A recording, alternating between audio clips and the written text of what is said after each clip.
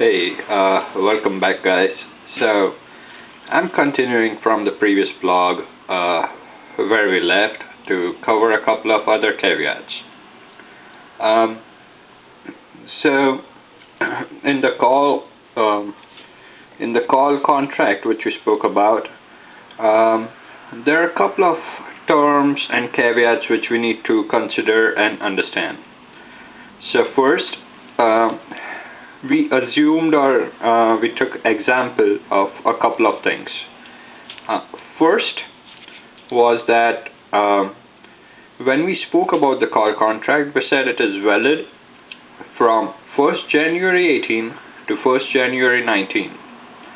We also said excuse me, we also said that the price at which this contract is being done is $13, right? And we said the premium is $250, right? Now, for further reference, this price at which the contract is being done, let us call it as strike rate. Let me write it down.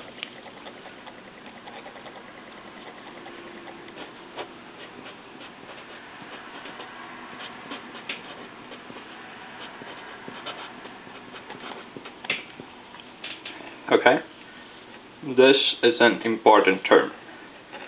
The dates between which the contracts are being done, usually only the date till which the contract is valid is expected to be quoted, because if the contract is being done, it is done starting the current date.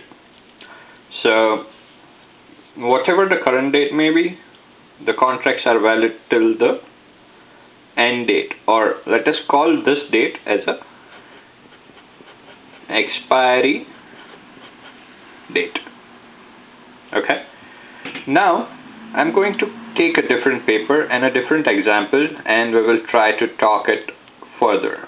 Okay, give me 1 second.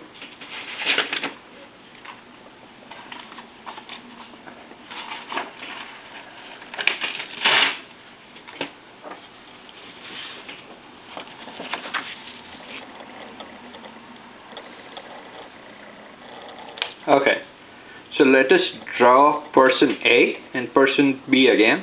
I like the stick figures, you know that. So this is person A, and let us draw the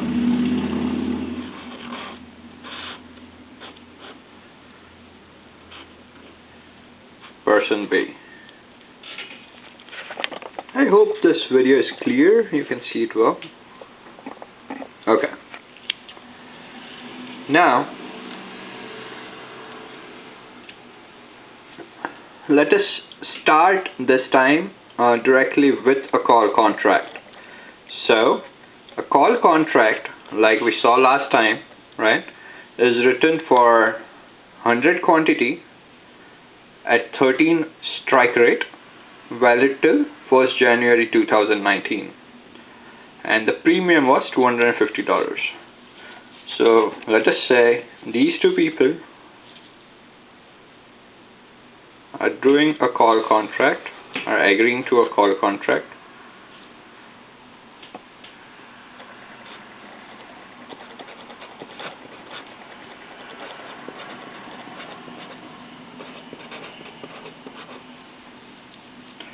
Where strike rate is equal to 13. The quantity. So now we spoke about 100 quantity in the last video. Now note that the call transactions are done at lot level, and one lot is 100 quantity of shares. So strike rate for our contract was 13. That it was done for one lot, which is 100 quantity of shares. This 250 which we spoke about earlier is called premium, right?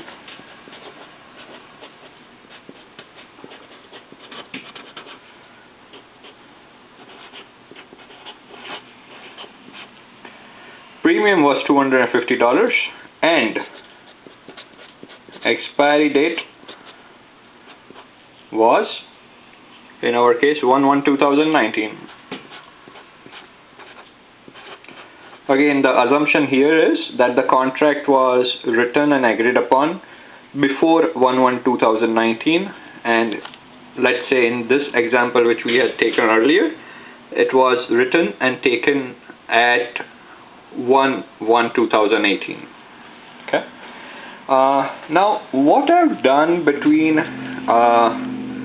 the last discussion and this discussion is I've tried to graduate the viewers or the audience from the basic conceptual terminology over here to a terminology which is usually used in exchange and the contracts.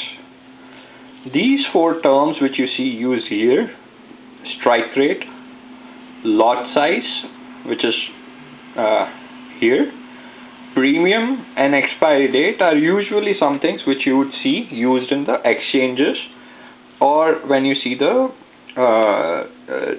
contracts being done on the trading applications or websites or brokers which we use. Alright, so now let us say this contract was done. So my first agenda on this discussion and call was to familiarize you with these terms which has been achieved here.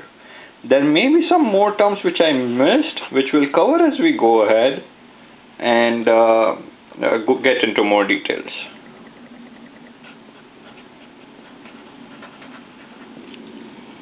Alright, now if you remember, last time we took an example where this contract, the call contract done, was actually held for around 8 months, and in that 8 months the price per stock went from $10 to our hypothetical discussion I had quoted, it went to $16. This basically was an end-to-end contract between person A and person B. The assumption was that nobody panicked between these 8 months. The contract was held between A and B for these whole 8 months, right? However, practical market situation may be different, and that can give rise to a different type of transaction. And that type of transaction would have involvement of a new person. Let me draw another stick figure called as a person C. Okay. Now, let's try to understand these dynamics. The contract which you see earlier, let me focus the camera better, I'm sorry.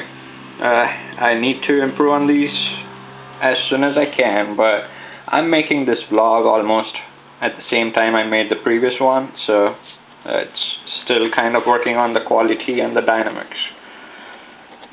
Okay, so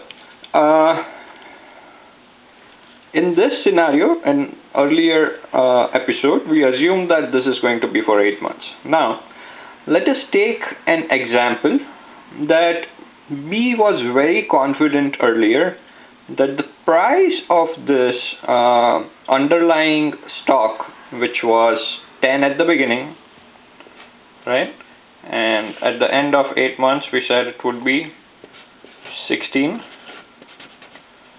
right? B in that earlier example was very confident that the price will rise. Now let us take another situation that, let us say it is 2 months down and the price it did go up a little bit, but after 2 months the price just went to $11. Okay. In this case, B's confidence of the price going way up above the 13 strike rate is shattered. B says, oh, it has been 2 months and the price only went to $11. So my confidence is being lost. I think the price will not go above 13 even if I wait for an entire 1 year, and the price, the $250 which I have invested or given as a premium is going to get lost. So what B does, B looks up the market to understand what the market rates are going on for this contract. What does that mean? That means that when B bought this contract from A on 1st January 2018, the premium which B paid was $250. Now, of course, A and B are not going to be the only people who transact in the market. That means that the same type of contract, which is with the same strike rate, same lot size, and same expiry date, which is component A, component B, and component C, right, are going to be done by very many different people. If they have completed the contract more or less at the same time as A and B, they would have been done around $250. But let us say if they complete the contract, let us say 2 months have passed and now we are in month 2. The price of the stock, which was $10 earlier, has slightly risen to $11 right now after 2 months.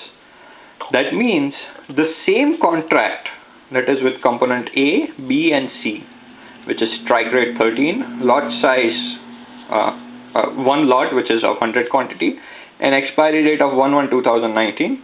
Now people may see higher probability of this price going from $10 to more than $13.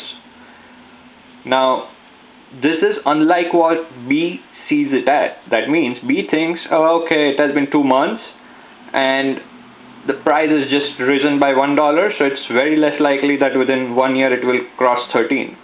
But there might be other person, which is, let us say, Mr. C, and Mr. C thinks that, oh, within 2 months the price has risen by $1, but so C is sure that by 2019, which is the expiry date, the price will definitely go about 13. So understand what I just said. The fact is the same. Within 2 months, the price went up by $1. But B is pessimistic about that growth and C is optimistic about that growth. So that means B really wants to get out of this contract, which was already done with A, but C wants to get in this contract.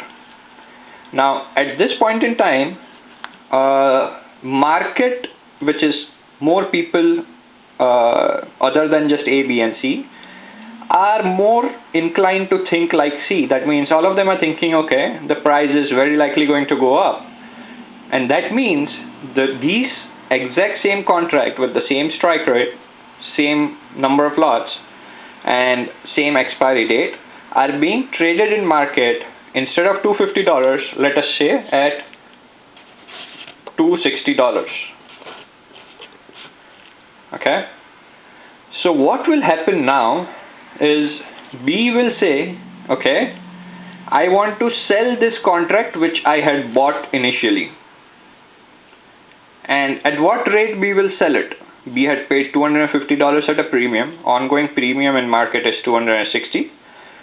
So now a transaction will happen between B and C where the same contract which was done over here will be sold from B to C, and C will pay $260 for it. So that means B gains 260 minus 250, which was originally paid. So B gains $10, and the contract which was here is now in a way between A and C, and B is out of the contract because B was pessimistic about the market situation. Now, sorry about the noise, guys. There's some traffic outside my home. So, okay. So that means that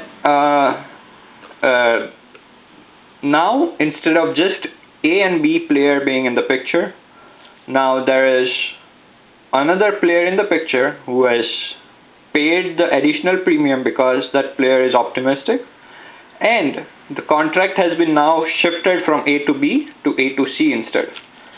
So the new contract here would be strike rate 13, right? One lot, and expiry date 1/1/19. The only difference is premium is $260, and now C is intending to hold it towards 2019, or C might have a strategy already in C's mind, like B, that I'll hold it for a few months, and then if the premium in market is trading at higher, I will sell it and make a profit by trading on the premium. So this was an important caveat which I wanted to discuss, which is not necessarily all the contracts are traded with intention of holding towards the end. People may trade the contracts and buy these call contracts in order to make a profit for the difference in the premiums in the interim. I hope this was helpful, and thank you all for watching, and like and subscribe. Feel free to comment and ask me if any questions. I'm just staying steady on this worksheet so you can have a better look at it. Thank you so much for watching. Have a wonderful day.